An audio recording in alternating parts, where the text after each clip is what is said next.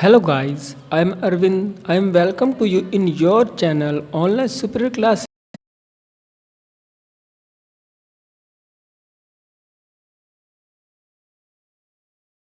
अगर आप जीके पढ़ते हैं तो हमारे चैनल को सब्सक्राइब करना ना भूलें।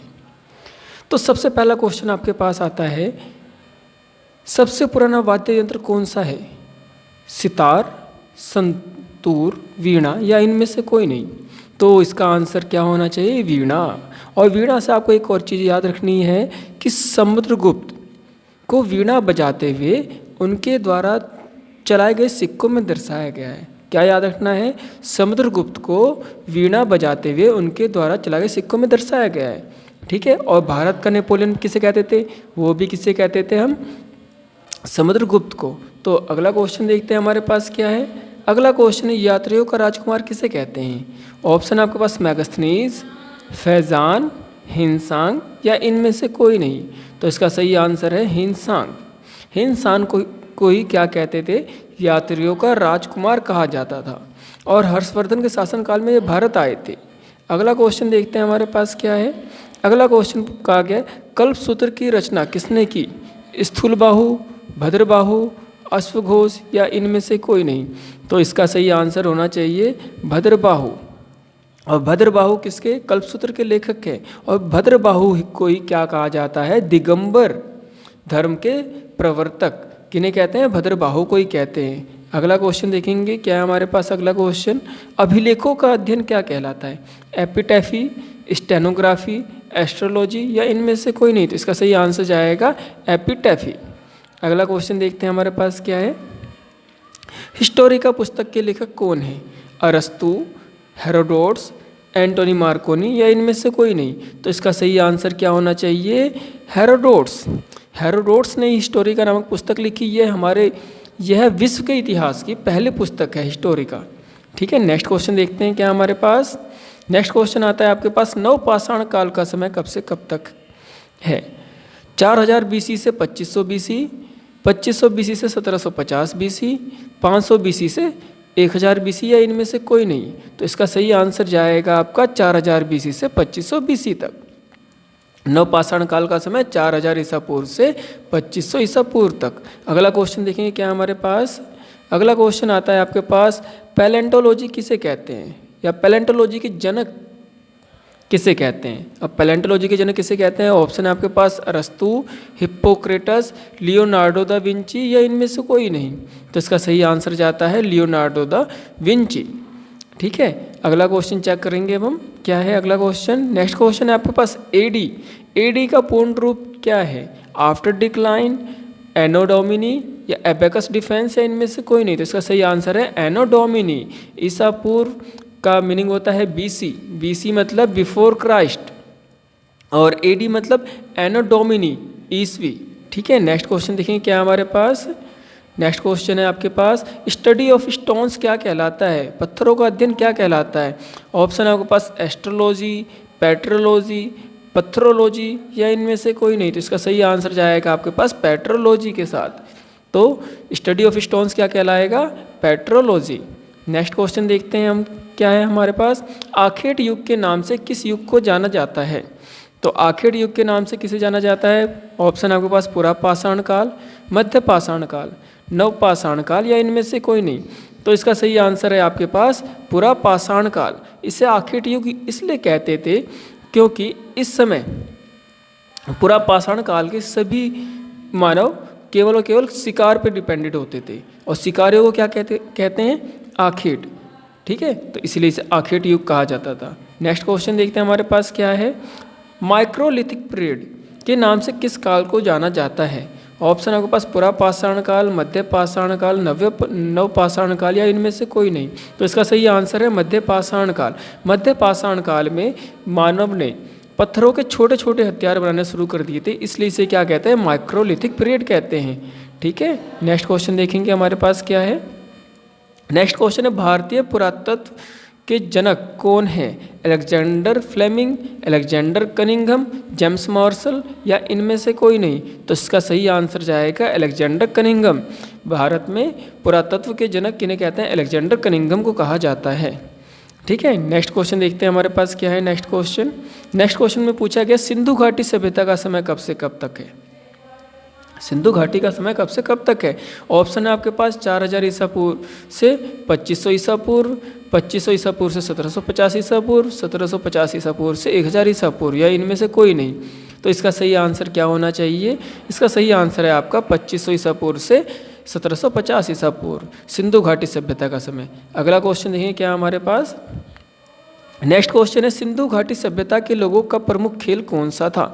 शतरंज, तीरंदाजी, पासा, या इनमें से कोई नहीं। तो इसका सही आंसर जाएगा पासा। ठीक है, नेक्स्ट क्वेश्चन देखते हैं हम क्या है हमारे पास। आलमगीरपुर नदी, आलमगीरपुर किस नदी किनारे था। किस नदी किनारे था। ऑप्शन आपके पास व्यास नदी, रावी नदी, हिंडन नदी, या इनमें से कोई नहीं। तो आलमगीरपुर किस नदी किनारे, हिंडन नदी किनारे, और ये कहाँ, मेरठ में है। तो अगला क्वेश्चन देखते हैं हमारे पास क्या है। अगला क्वेश्चन हमारे पास देखते हैं क्या है।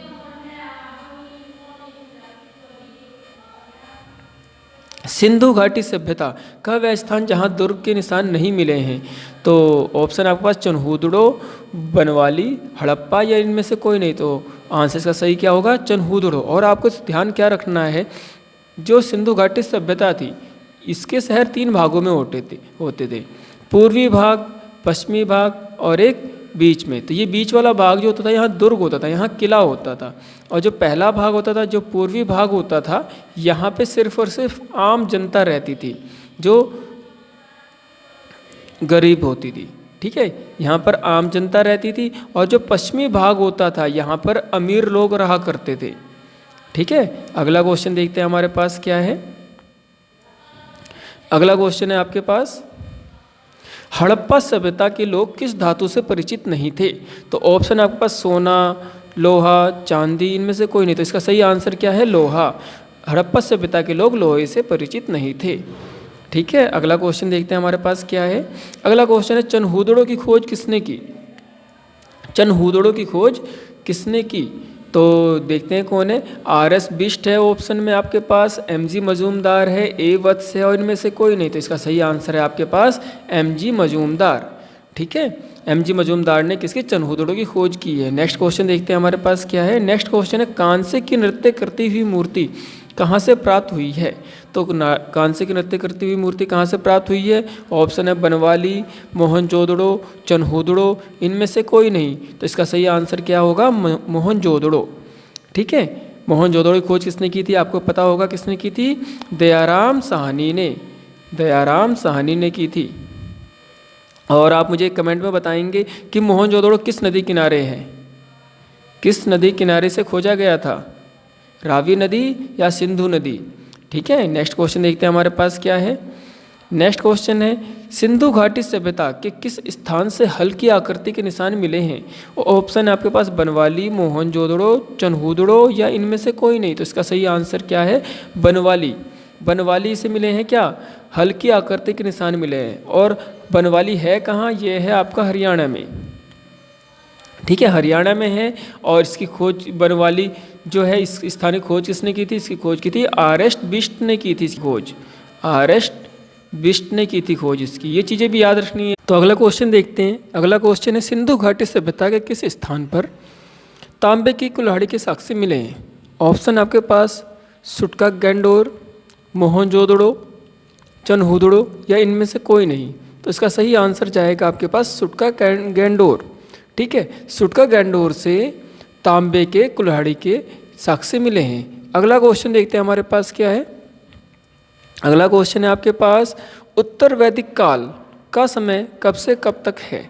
4000 BC से 2500 BC, 1000 BC से 600 BC, 2500 BC से 1750 BC, या इनमें से कोई नहीं। तो इसका सही आंसर क्या होना चाहिए, 1000 BC से 600 BC तक उत्तर वैदिक काल का समय है। तो अगला क्वेश्चन चेक करते हैं क्या अगला क्वेश्चन हमारे पास। अगला क्वेश्चन है वेदों की ओर लौटो नारा किसने दिया था। तो ऑप्शन है आपके पास विवेकानंद, दयानंद सरस्वती, सुभाष चंद्र बोस, और इनमें से कोई नहीं। तो ये आंसर आप लोगों को पता होगा क्या, इसका सही आंसर हो जाए दयानंद सरस्वती। इन्होंने ही क्या कहा था, वेदों की ओर लौटो। अगला क्वेश्चन देखते हैं हमारे पास क्या है। अगला क्वेश्चन है वैदिक काल में निश्चय किसे कहते थे? निस्य नहीं है ये है निष्क। निष्क किसे कहा जाता था? वैदिक काल में निष्क किसे कहा जाता था? तो ऑप्शन है आपके पास सोने के आभूषणों को, चांदी के सिक्कों को, तांबे से बने हथियारों को, या इनमें से कोई नहीं। तो इसका सही आंसर क्या है? सोने के आभूषणों को क्या कहा जाता था? निष्क कहा जाता था। ठीक है, अगला क्वेश्चन देखते हैं हमारे पास क्या है। अगला क्वेश्चन आपके पास आ रहा है, पूर्व वैदिक काल का परिवार किस प्रकार का होता था? तो ऑप्शन आपके पास पितृसत्तात्मक, मातृसत्तात्मक, ए व बी दोनों, या इनमें से कोई नहीं। तो इसका सही आंसर होना चाहिए आपके पास क्या? पूर्व वैदिक काल का परिवार पितृसत्तात्मक हुआ करता था। ठीक है, और इससे पहले जो ऋग्वैदिक काल होता था उसमें क्या मातृसत्तात्मक हुआ करता था। इस चीज़ को याद रखना है आपको। अगर वीडियो आपको अच्छी लगी हो तो वीडियो को शेयर करें, चैनल को सब्सक्राइब करें, लाइक करें। आपके लाइक करने से हमारा मनोबल बढ़ता है और हम ऐसी और वीडियो ला सकते हैं। इसके बाद हम इसका सेकेंड पार्ट जल्दी रिलीज़ करेंगे। ठीक है, तब तक के लिए धन्यवाद।